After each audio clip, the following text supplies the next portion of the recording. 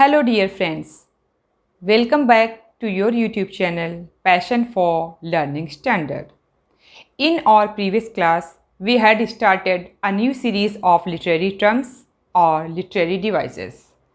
We had gone through with the definition of literary devices and learned some parts of literary devices. The same series is going on. Let's start. Dear friends, अगर आपने मेरी videos देखी है जो मैंने literary devices पर बनाई है तो आपको ज़रूर पता होगा कि अब तक हमने दो तरह के लिटरेरी डिवाइस को गो थ्रू किया है. The first one is alliteration and the second one is euphemism with a lots of examples and differentiate with original sentence and euphemism. आज हम पढ़ने जा रहे हैं हाइपरबोली. पहले हम इसके डेफिनेशन को गो थ्रू करेंगे, उसके बाद हम क्या पढ़ेंगे, सेंटेंस में उनको हम आइडेंटिफाई करेंगे या सेंटेंस में हम हाइपरबोली को कैसे यूज़ करते हैं हम वो सीखेंगे. चलिए, hyperbole. Hyperbole is an exaggerated statement. Exaggerated statement that's not meant to be taken literally by the reader.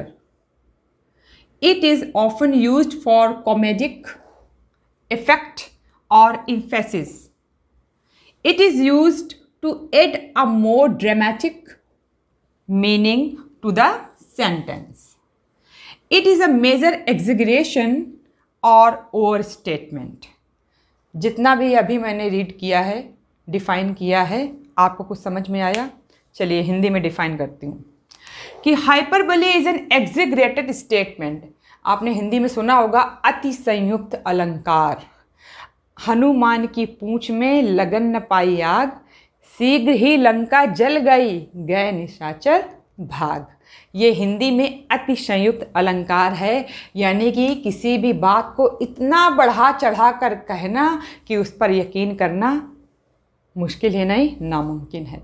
ठीक है, ठीक उसी तरह से हमारे इंग्लिश में भी लिटरेरी टर्म्स हैं, लिटरेरी डिवाइसेस हैं, जो कि हम पोइट्री की पोएम में क्या करते हैं, उसकी सुंदरता को, क्योंकि हमारे लिटरेरी टर्म्स क्या होते हैं, ये क्या करते हैं, एग्जिगरेट करते हैं. ये उस लाइंस की, उस कंटेंट को जो राइटर या पोएट ने अपने थॉट्स को रिवील किया है अपनी राइटिंग में, ये उसकी ब्यूटी को इन्हेंस करते हैं. क्लियर? तो हाइपरबोले एक ऐसा लिटरेरी टर्म्स है जो किसी भी सेंटेंस में कही गई बात को इतना ज़्यादा, मिलियंस ऑफ मिलियंस, आपको लगेगा कि इतना बढ़ा चढ़ा कर भी बोला जा सकता है किसी भी बात को. देखिए, hyperbole is an exaggerated statement. एग्जेगरेटेड का मीनिंग होता है किसी भी बात को बहुत ज़्यादा बढ़ाकर बोलना, ये बटरिंग करना. That's not mean to be taken literally. जो सेंटेंस में वर्ड्स दिए गए हैं, जो सेंटेंस में वर्ड टू वर्ड लिखा हुआ है, उसका मीनिंग उसके मीनिंग के अकॉर्डिंग उस सेंटेंस का मीनिंग नहीं होता. ये इम्पॉसिबल है. उसका लिटरल मीनिंग हमें, यानी कि रीडर लिखा हुआ ना, रीडर को उसके लिटरल मीनिंग के थ्रू उस सेंटेंस को नहीं समझना चाहिए, क्योंकि उसका फिगरेटिव मीनिंग होता है और लिटरेरी टर्म्स फिगरेटिव मीनिंग के अकॉर्डिंग चलते हैं, खासकर ये हाइपरबोले. क्लियर? तो देखिए, it is often used for comedic effect. इसमें क्या करते हैं, कॉमेडिक इफेक्ट का मीनिंग होता है कि सुन करके, बोल करके हंसी आ जाए. कुछ किसी ने कुछ ऐसा बोला कि उसको सुन करके हंसी आ जाए. हंसी आने में, जो कॉमेडी फिल्म आप देखते हैं, आप हंसते हैं ना देख देख करके, जैसे कपिल शर्मा शो देखते हैं, वो भी कॉमेडिक शो है. तो देखिए, it is often used for comedic effect और एम्फेसिस. एम्फेसिस का मीनिंग क्या होता है, हाईलाइट करना. It is used to add a more dramatic. Drama करना नहीं, कि हाँ किसी भी चीज़ को जो प्रैक्टिकल है, जो नेचुरल है, वो नेचुरल फिनोमिना से कहीं जाके एक मतलब ऐसा इमेजिन करना कि क्या ऐसा भी हो सकता है, क्या ऐसा हो सकता है, थर्ड लेवल पे जाके सोचना किसी बात को.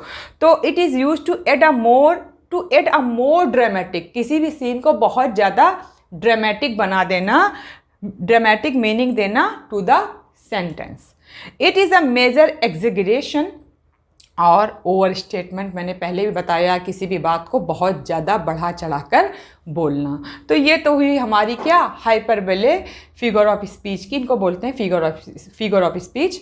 यह है डेफिनेशन. अब देखिए, कुछ आप एग्जांपल समझेंगे और आपको भी उसको सुन करके हंसी. Examples of hyperbole literary term. देखिए, हाइपरबोले के क्या क्या एग्जांपल्स हैं. I am so hungry I am so hungry I could eat a horse, यानी कि मैं इतना भूखा हूँ, how much I am starving I could eat a horse, कि मैं इतना भूखा हूँ कि मैं एक हॉर्स को खा जाऊँगा। ऐसा हो सकता है? आप कितने भी भूखे हों, आपकी रोटी की मात्रा ज़्यादा हो जाएगी, 3 4 5 6 7 हो जाएगी, बट क्या एक हॉर्स को भी आप खा जाएंगे? ऐसा तो नहीं हो सकता है ना। कॉमेडी आपको आई ना हंसी? Clear. I am so hungry I could eat a horse, मैं इतना भूखा हूँ कि मैं तो एक हॉर्स को भी खा सकता हूँ। दूसरा देखिए, my school bag weighs a ton, my school bag weighs a ton. अब बताइए, टन, टन का मीनिंग क्या होता है? 1000 किलोग्राम।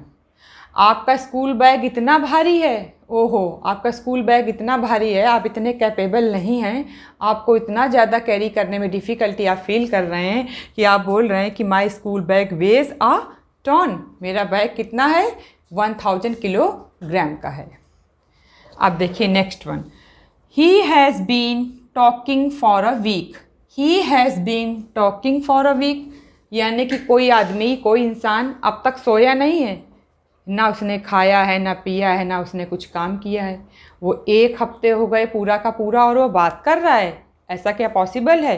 इम्पॉसिबल। क्लियर।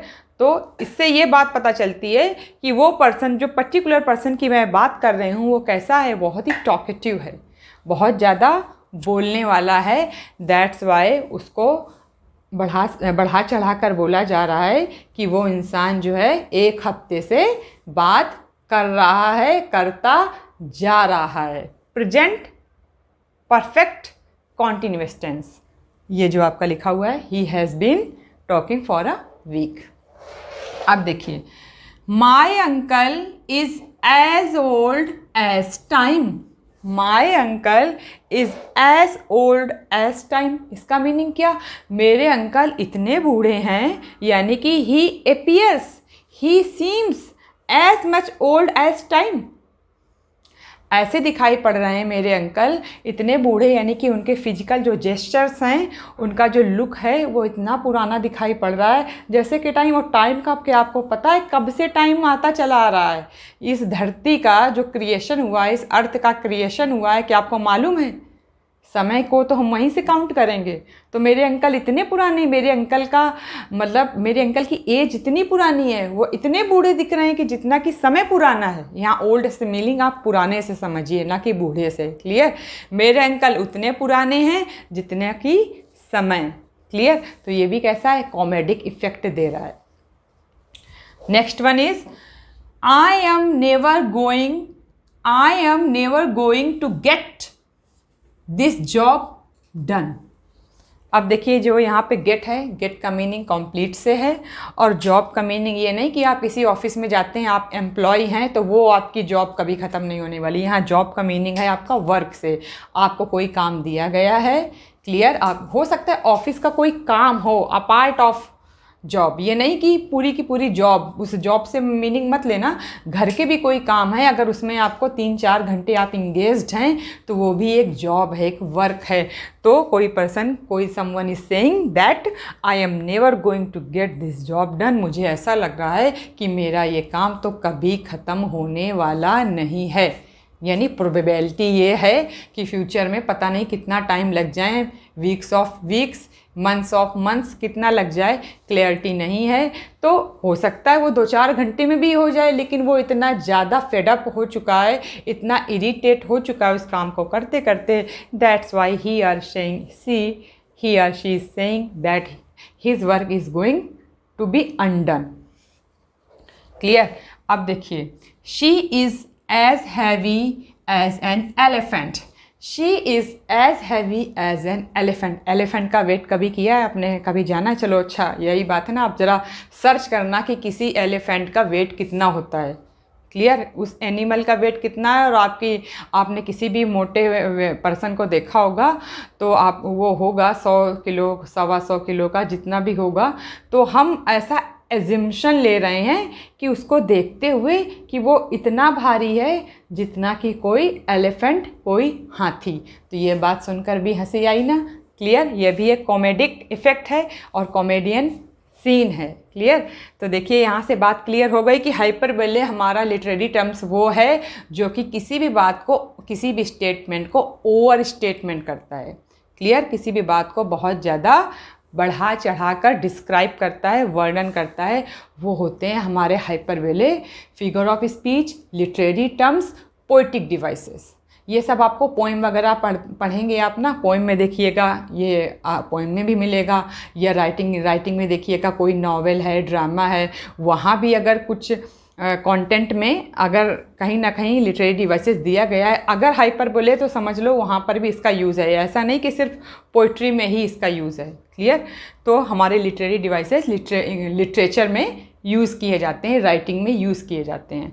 तो आज मुझे नहीं लगता कि कोई डाउट अभी आपका रिमेनिंग रहा होगा कि हाइपरबोले फिगर ऑफ स्पीच को मैम हम कैसे फाइंड आउट करेंगे। ये तो बड़ा डिफ़िकल्ट टास्क है जो कि कभी होने वाला नहीं है। अब ऐसा नहीं कहेंगे, अब ये कहेंगे कि हम इसको ईज़िली फाइंड आउट कर लेंगे।